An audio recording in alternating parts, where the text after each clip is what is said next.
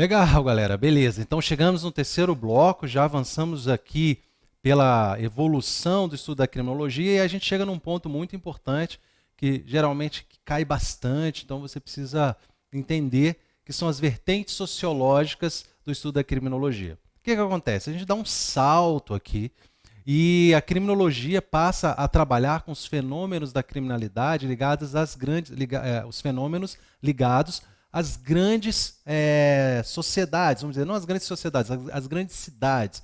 Então você tem aquela criminalidade a partir do século XX, né, com um crescimento muito grande da indústria e tudo mais, isso gera então um êxodo rural em todos os lugares, então você tem um crescimento das cidades. Aí surge então um fenômeno muito específico, que é o fenômeno da criminalidade nas grandes cidades, e é isso que faz com que as vertentes sociológicas se voltem, né, para a entender essa criminalidade. Então, volta para mim aqui, Rodrigo, por favor, no nosso slide, para a gente entender então essas vertentes sociológicas da criminalidade. Bom, primeira coisa que você tem que entender que são duas vertentes, duas grandes vertentes nesse estudo aqui, tá? Você tem o que eles chamam da criminologia do consenso, e a chamada criminologia do conflito. Então você tem a criminologia do consenso e a criminologia do conflito. Dentro do consenso, nós temos aqui a ideia básica, vamos dizer, de uma ideia funcionalista. Eu vou explicar isso aqui rapidinho para vocês, tá? E você tem a ideia do crime como uma desarmonia do corpo social. Desarmonia do corpo social. E você tem a ideia do conflito, da criminologia do conflito, que tem uma base marxista. Uma base marxista, que entende o crime como fruto da luta de classe. Luta de classes. Ok? Que entende o crime, então, como uma revolta daquele do oprimido. Então você tem aqui a questão do opressor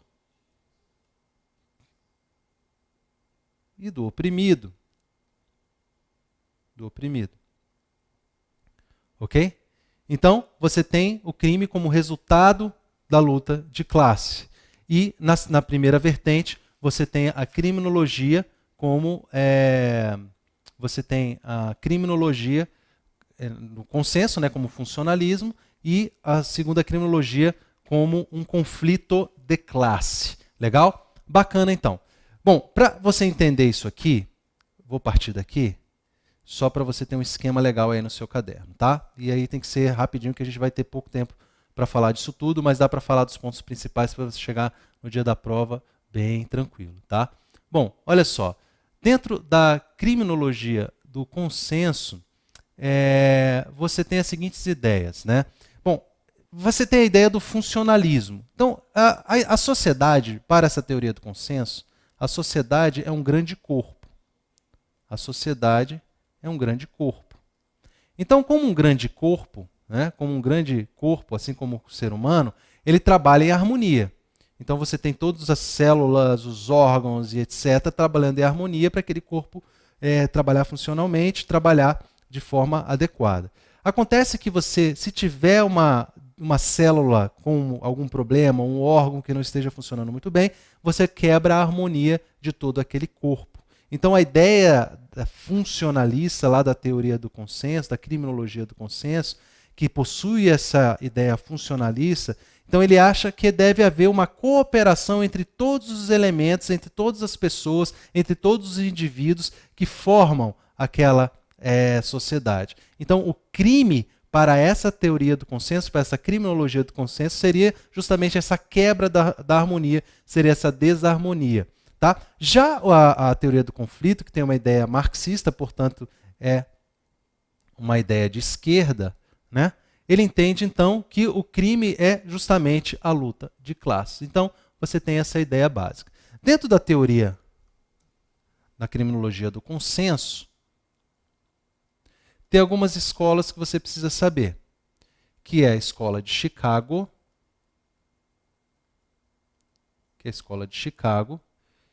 que é a teoria da associação diferencial, está no seu material, por isso que eu estou escrevendo assim. Tem a teoria da anomia e tem a teoria da subcultura delinquente. Já na teoria do conflito, ou seja, na criminologia do conflito, você teria o labeling approach,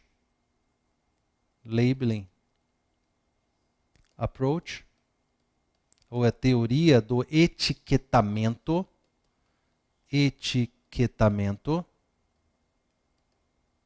Então você tem o labeling approach, também chamado de etiquetamento, e você tem aqui o labeling approach, o etiquetamento, e você tem a chamada teoria crítica, basicamente, né?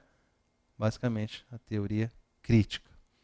Bom, geralmente para você acertar a prova, o item de prova, você memoriza o conflito, labeling e teoria crítica, o resto vai ser consenso.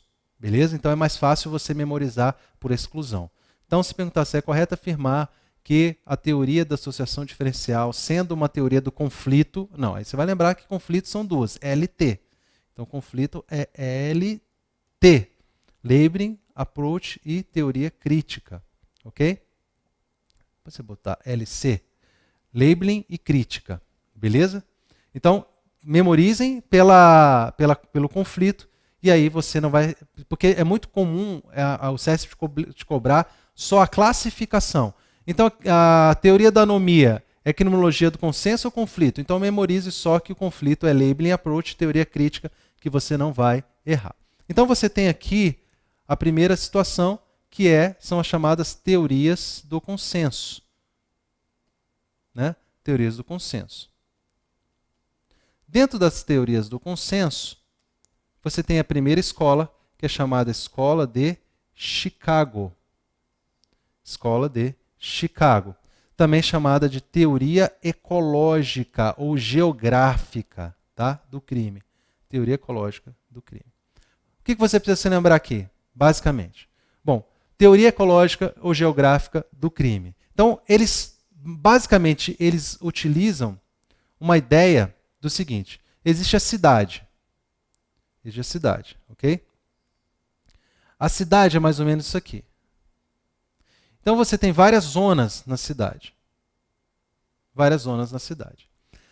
Quando eles estudaram a cidade de Chicago, nos Estados Unidos, eles tinham o centro da cidade.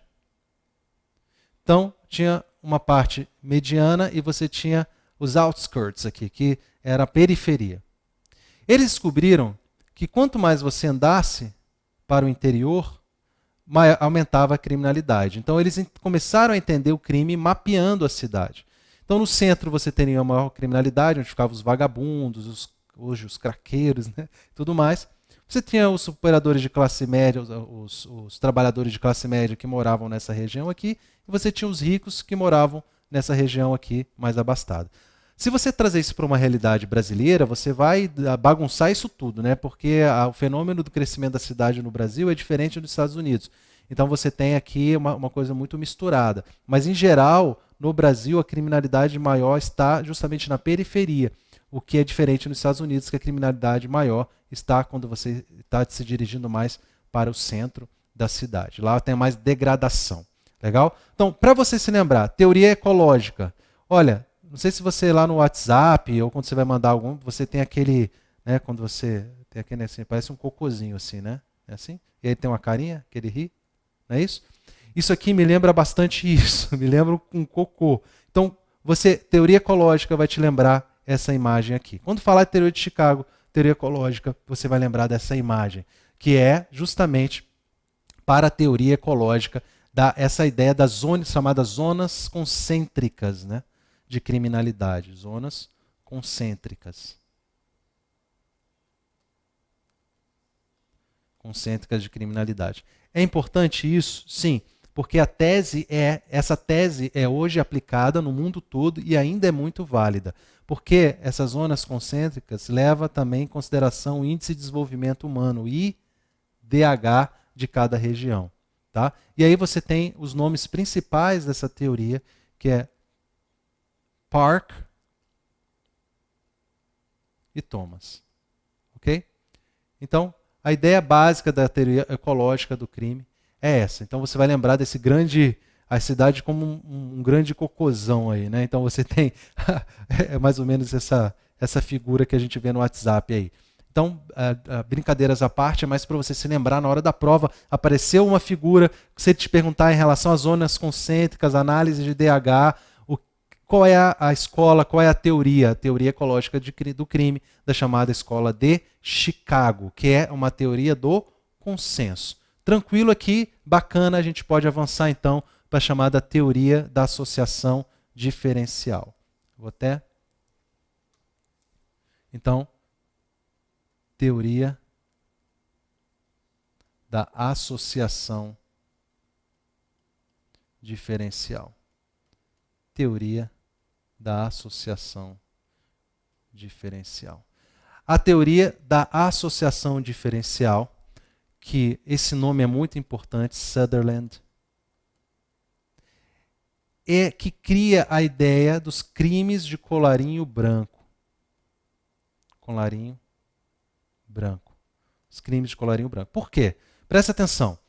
A teoria da associação diferencial, a teoria ecológica do crime, a escola de Chicago, ela explica o crime de acordo com a localização geográfica e tem relação com o índice de desenvolvimento humano. E ela explica aquela criminalidade de rua, o assalto, o latrocínio, o homicídio, etc.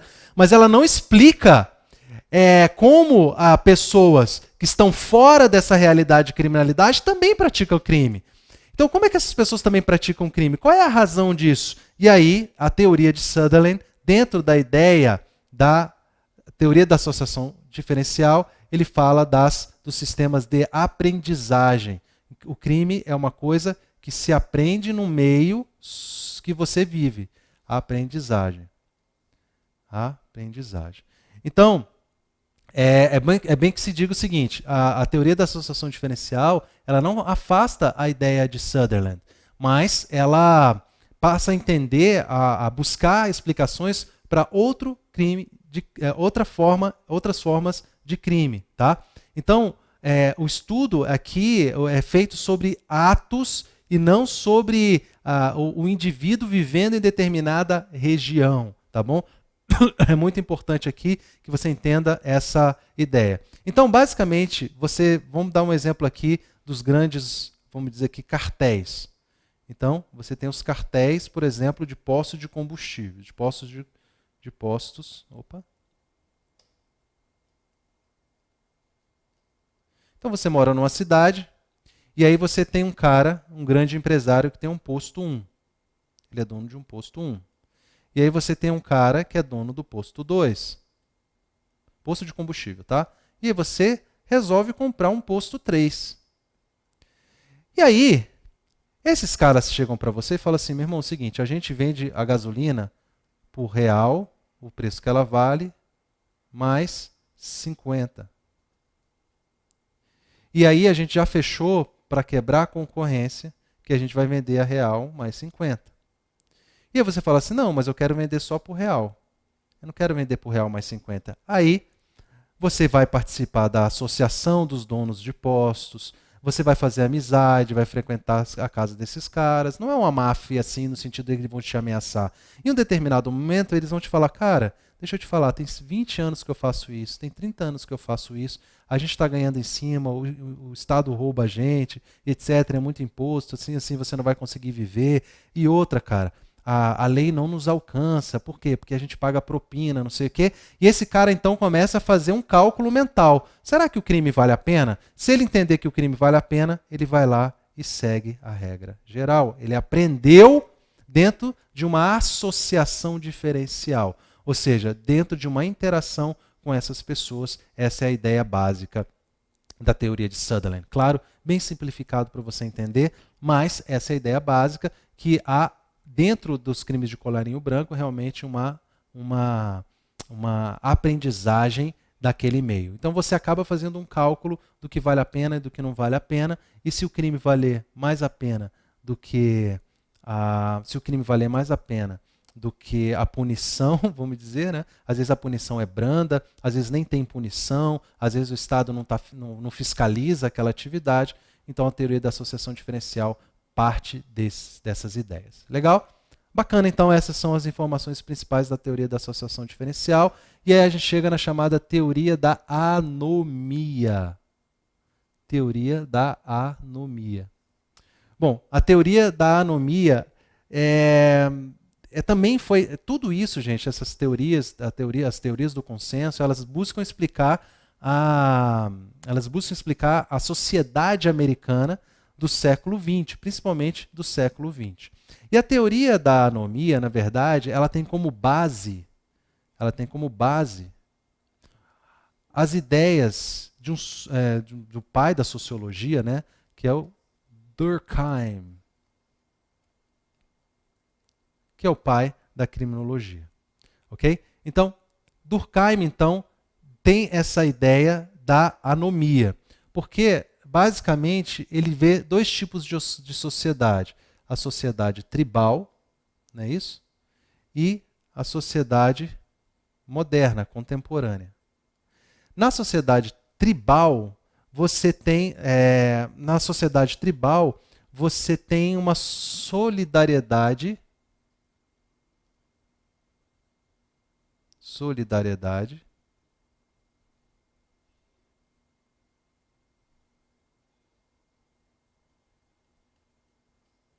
orgânica. Então, a tribo vive para ela. Todo mundo se ajuda, você tem um chefe, tem as pessoas, tem as funções que são realizadas. E na sociedade tribal, então, você tem a tendência de ter menos desarmonia, porque existe uma solidariedade muito forte ali entre aquelas pessoas. Já a sociedade contemporânea, você tem essa quebra do princípio da solidariedade. Então você tem a quebra da solidariedade, porque na sociedade moderna, cada um por si, Deus por todos. Não é isso? E essa quebra da solidariedade gera o crime. Justamente essa falta de relacionamento dentro do princípio da solidariedade é que gera o crime. Beleza? Então, é isso. Legal? Então, você teria uma solidariedade aqui nas tribos que evitaria esse tipo de situação. Legal? Bom, então, o que seria essa anomia? Então, quando há essa quebra de solidariedade, cada um por si, Deus por todos, então você tem uma situação de anomia. O que é a anomia? Perda das referências coletivas. Perda das referências coletivas. Ou seja, eu cuido de mim e você cuida de você e assim a gente segue vivendo. Essa desarmonia, essa falta de cuidado com o outro gera o crime. Bom, essa ideia básica é levada então como um estudo da sociedade americana. Então, com base nessas ideias de Durkheim, um sujeito chamado Merton, ele cria, com base na teoria da anomia, chamada teoria da estrutura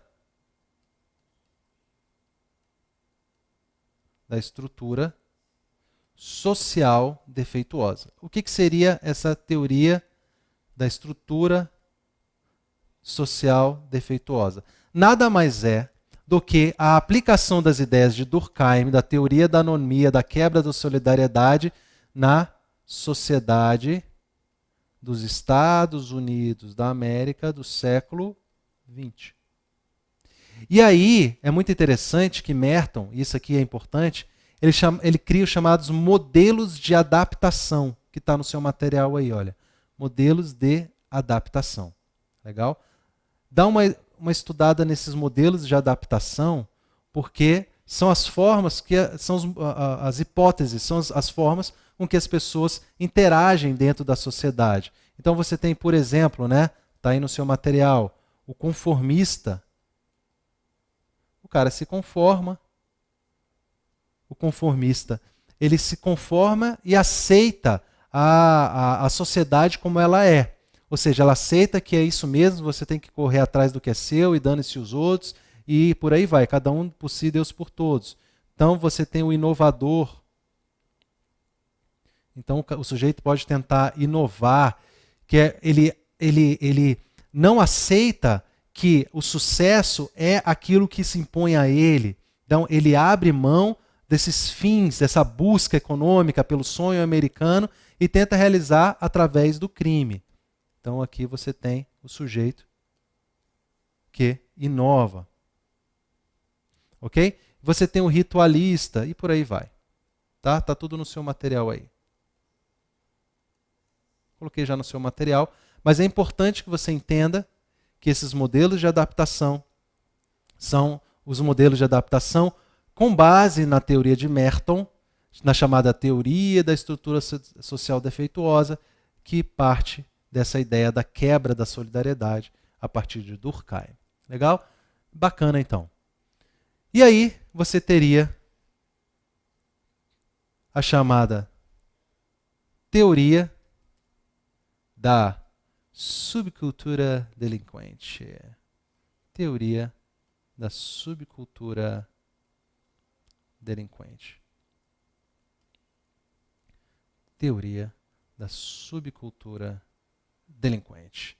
O que seria, então, essa teoria da subcultura delinquente? Então, ela basicamente tenta entender a criminalidade juvenil que ocorre nos guetos dos Estados Unidos da América, nos guetos americanos, ok? Ele é um estudo interessante de um cara chamado Albert Cohen.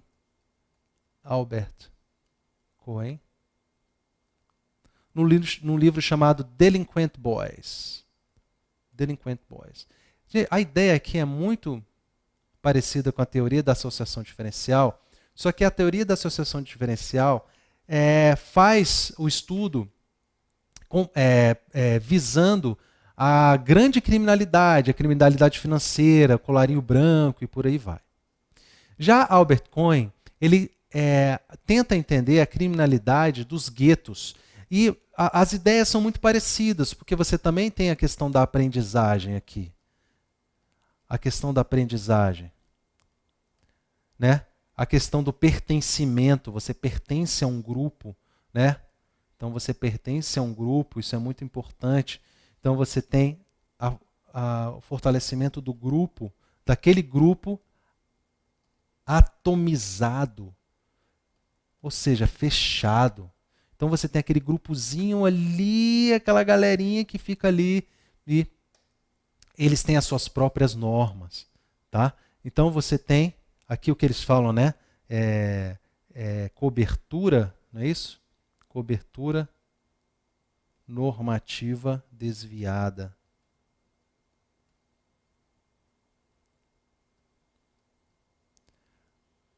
Ou seja, criam suas próprias normas. Criam suas próprias normas.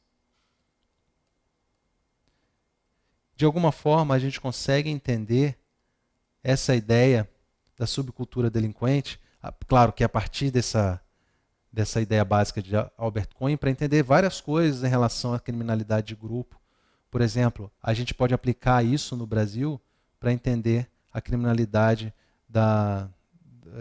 por exemplo, do Comando Vermelho, do primeiro comando da capital, etc. Então, existem ali pessoas que se unem com um objetivo comum, e aí você tem a questão da aprendizagem, do pertencimento, do grupo atomizado, ou seja, fechado. Existe uma célula ali fechada, uma cobertura normativa desviada, ou seja, eles criam suas próprias normas, suas próprias leis, suas próprias formas de punição, sua própria estrutura, inclusive normativa e econômica. Ok? Então, é a ideia da teoria da subcultura delinquente. Subcultura delinquente. Legal, bacana, gostei. Avançamos bastante, falamos de muita coisa. Olha, quanta coisa dá para falar de criminologia. Eu vou fazer uma rápida revisão aqui com vocês, tá? Para a gente seguir, então, para a próxima forma, vertente da criminologia, que seria a criminologia do conflito, né? A criminologia do conflito. Deixa eu voltar aqui um pouquinho. Então, vou fazer uma retomada aqui. Então, o que nós vimos até agora? Gente, revisar é muito importante. Estuda, revisa, estuda, revisa. Nós vimos, então, primeiro pedir para você baixar o livro, né? bit.ly, como passar para delegado. Baixe aí muitas informações importantes. Vimos a diferença entre direito penal e criminologia. Vimos que o direito penal estuda o crime com base numa teoria do crime, com base numa teoria jurídica do crime. E a criminologia estuda o crime do ponto de vista de um fenômeno criminológico, né? Ou seja, a criminalidade. Então, o que ele tem que entender? Os elementos da criminologia que nós vimos aqui. Olha. Vimos as escolas penais, né? Escola clássica, né? Vimos a escola positiva, antropológica, sociológica, jurídica, dá uma olhada geral. Tá? Revisão é isso, gente. Revisão é rápida. Ó. Sociológica, Ferri, o crime, produto do indivíduo mais o meio, que é a lei de saturação criminal, sociologia criminal de 1892. Revisão é assim, gente, é rápido. Se você estudou e entendeu, a revisão é rápida. Né? A revisão tem que ser assim. Fase jurídica, Garofalo, né? Então você tem a questão da temibilidade, periculosidade, que gerou hoje o que a gente chama de culpabilidade, cria fórmulas jurídicas. Em 1905 a gente tem um corte. O direito penal é bem diferenciado da criminologia. E aí a gente começa a estudar o conceito de criminologia, os elementos desse conceito, ciência empírica e disciplinar que estuda a criminalidade. Vimos que é uma ciência que possui um método próprio, que é um método indutivo, que parte do específico para chegar a uma ideia geral. Vimos o empirismo, que é a base da experiência e observação, interdisciplinar, porque a criminologia se vale de várias disciplinas para entender o fenômeno do crime. Se vale da sociologia, da medicina, da biologia, enfim, do próprio direito.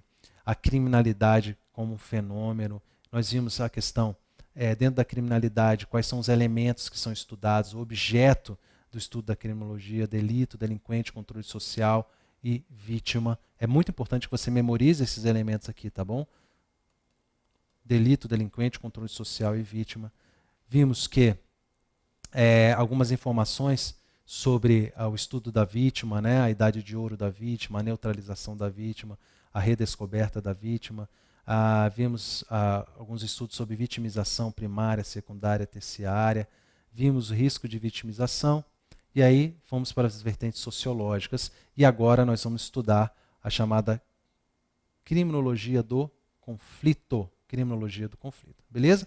A criminologia do conflito, então, que tem uma base marxista, que entende a criminologia, ou seja, o nascimento do crime, como uma luta de classe. Né? Uma luta de classe. Então você tem aí o oprimido, aquela pessoa que de alguma forma é oprimida e que por isso ela se revolta contra essa opressão e o fruto disso é o crime. Vimos que temos duas figuras que nós temos que estudar aqui. O labeling approach, que é a teoria do etiquetamento, não é isso? E a mais moderna, que é chamada teoria crítica. Teoria crítica, que faz uma crítica realmente geral da criminologia como um todo. Então, primeiro elemento que nós vamos estudar aqui, dentro da teoria do conflito, avançamos bastante aqui também na teoria do consenso, né? Muitas informações aqui, com certeza vai te ajudar muito no dia da prova. Então, nós teremos aqui as chamadas teorias do conflito. Teorias do conflito. A primeira que nós vamos estudar, letra A, o chamado labeling approach, ou teoria do etiquetamento.